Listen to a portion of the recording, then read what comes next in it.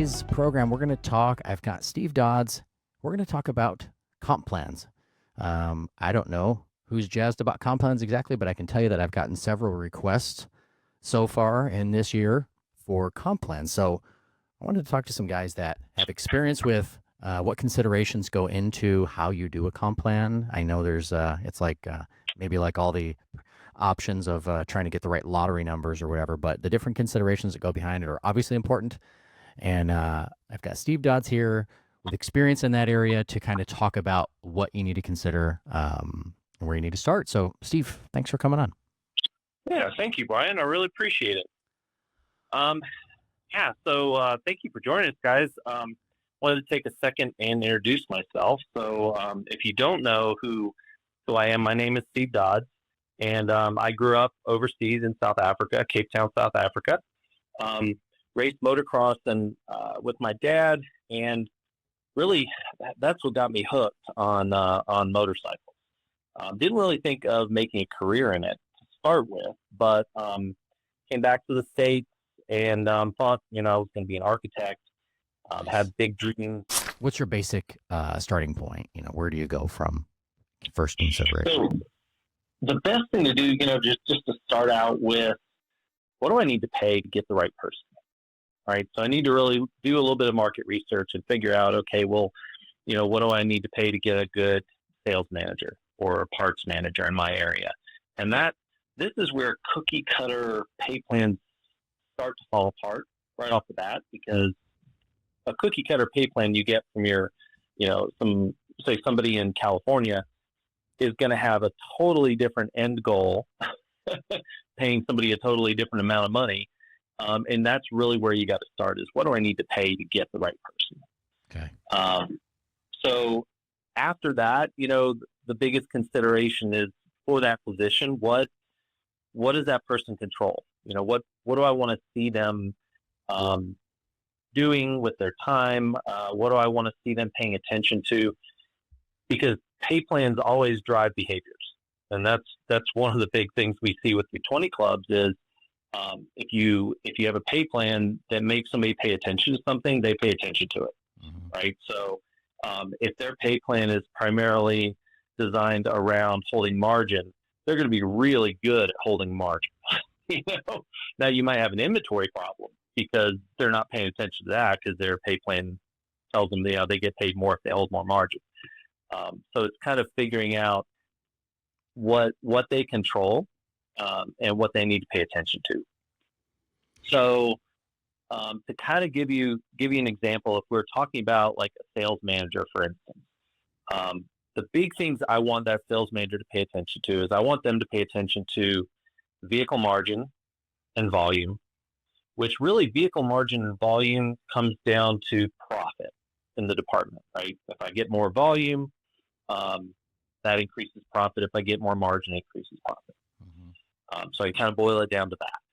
I want them to pay attention to F&I profitability. So that's basically your per unit sold in F&I, and it's whether the deals primarily are financed or cash, because that ultimately affects the amount of income you have in F&I. I want to make sure they're controlling inventory. So in some way we encompass floor plan payments into their pay plan. So if your floor plan goes up, it should negatively affect their pay plan. If the floor plan goes down, it should positively affect it. Staffing levels, payroll. Your sales manager should absolutely be in control of the payroll, how the people are paid, and if they're being effective with their time, which is ultimately going to generate more income, right? And then things like leads generated. Are we keeping the funnel full? How does that affect the pay plan ultimately? So really, you've got three different categories. So you've got income that they control, you've got expenses that they control, and you've got other behaviors that are ultimately going to create more opportunity or more productivity within the department. How do you determine, on behaviors, how do you determine levels of performance? I mean, where do you start with? So it's And actually, you started to say, or at least I thought you started to say something, working their pay plan. I want to touch on that real quick. Yeah. If I do this correctly, if I go through the exercise of creating the right pay plan, and the person is working their pay plan, then they're going to do exactly what I want. And that's really the goal when it comes down to it, is I want whoever it is I'm paying to work their pay plan. Yep. So absolutely. And then the next step in that, like you said, is levels of performance. So I need to set my pay plan to pay them appropriately for the level of performance that I need out of that position. And part of that is setting expectations, and part of that is just the raw numbers. So for argument's sake, I'm going to throw out some numbers, and, we'll work with those. So if we're talking about the sales manager specifically, let's say that we're wanting to see $1,000 profit for each vehicle sold. And then we're going to sell 40 vehicles that month. Right? Very simply, that's $40,000 we should generate. F&I profit, if we want to see on the metric side, an acceptable amount of profit from the F&I department would be $500 per unit sold. That doesn't include dock. On that same 40 units, that's another $20,000. If you're on the Harley side or heavier street bikes, you're going to see that number jump up quite a bit. So $1,500 on the Harley side is pretty much a standard. If you can't do $1,500 per unit sold on the F&I side, you should find something else to do. That's absolutely doable. And times that same 40 units, you're looking at $60,000, right? So what you want to do is come up with what the initial stuff that we looked at as far as vehicle margin, F&I profit, floor plan for the inventory, and payroll. Put some hypothetical numbers to those and see where you come out at. So if you come out with $100,000 that person should be able to generate in their department, then that's what we want to do our math on. Does that make sense? Mm-hmm. Okay. Yep. So from there, you want to also decide, before you really get into percentages, what kind of base pay, if any, do you want to have for that position? Some dealerships, just have a base because they're, especially like in the the seasonal areas of our country. So the Northeast, if you're specifically a street vehicle dealer, you're going to have a huge drop off, right? If you are kind of in the middle of the country, you're going to have a little more steady season. So maybe you don't need to pay as much of a base. Or if you're in an area that just is like California is pretty much always in season, right? It doesn't on road off. I wonder if these behavioral setups, it could be like, here's something for you and here's something for a customer that you can put in your little back pocket, and whatever you threw in something of this value, that way it's a win-win for that person, and obviously they win at the point of transaction to gain or give further value without it, affecting the profitability of a unit or a sale. But I just think that, I love it. Yeah. Yeah, I haven't seen that done, but I love it. That's the kind of like thinking, and I hate the term thinking outside the box because, it insinuates there's a box, right? But thinking just beyond the normal things that we do. The box could just be the dealership. It's the box, and the thinking outside of it is thinking outside of what we have been doing. That's in the box thinking, what we've done. Right. So it's anything that we haven't done. Let's make it that. Then it doesn't sound as bad, because I also think that the thinking out of the box, you get people like wincing when you say it. I assume I do. Yeah. I assume people do that if I say it, but yeah, you're right. It's something that's legit description, but. Yeah, but it's you gotta, when you're coming up with this kind of stuff, you want to really get creative with it and figure out, okay, well, how do I get my staff? And this is whether it's you're a manager and it's your staff, or whether you're a general manager and it's your managers. How do I get them excited and doing what I want them to do? Mm-hmm. And that's really, when a pay plan works well, that's what it does. It encourages them to do what they need to do. It rewards them when they do it, and it penalizes them when they don't in some way. So the little extra little games and things like that are just an extra bonus to the general design of a pay plan like that. So that's kind of went off on a rant, but that's an important piece that a lot of dealerships don't take into account, you know.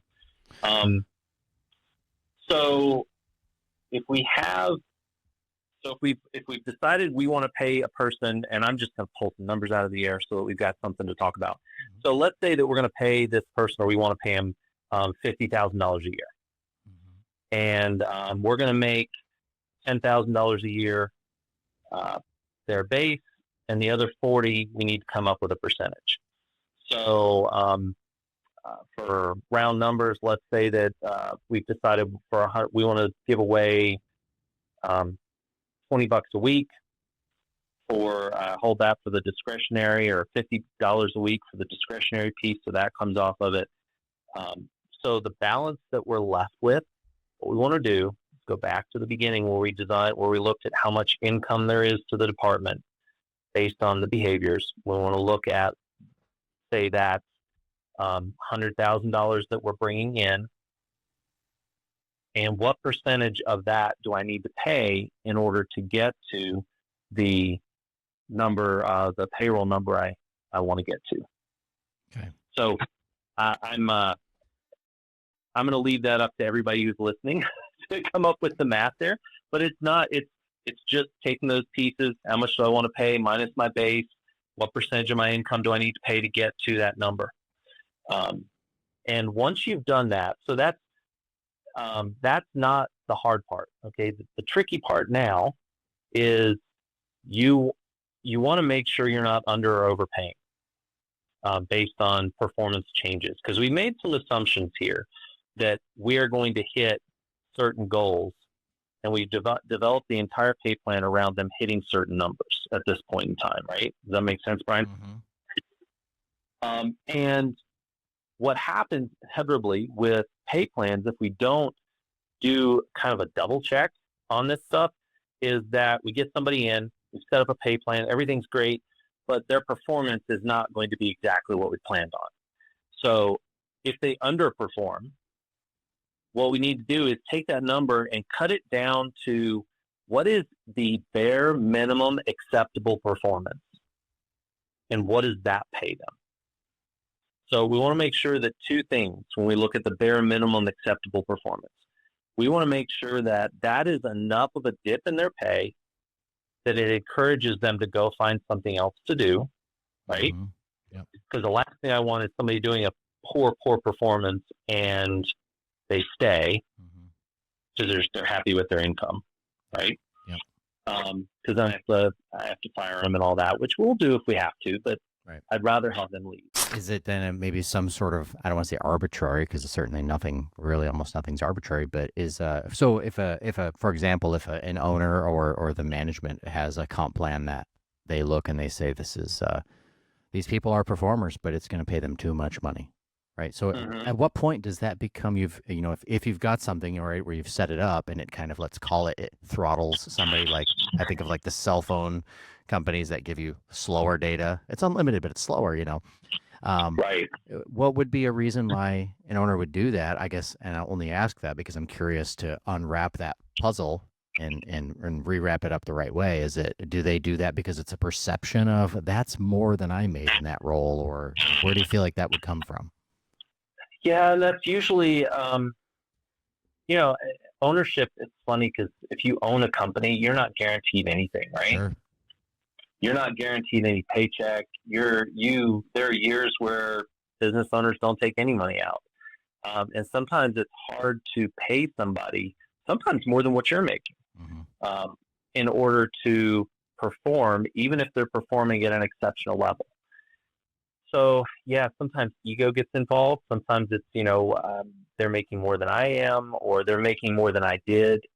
It may be a situation where, I've seen sales managers that made more than GMs because their department is running like it should, and maybe parts and service is not. I know that happens, and then of course the retool of a comp plan where all of a sudden it's like, that's going to not work for me as good. I guess that maybe it's a perception or a bit of a hang up that you have as you're overlooking that, but the negatives can be big from that. Yeah, and it's it's just a hard one to go through. Now, what I will say is there's some situations, especially for new people getting into 20 clubs, and they realize, hold on a second, so I'm paying somebody, a flat or an hourly when I shouldn't. I really want to go to some sort of a comp plan.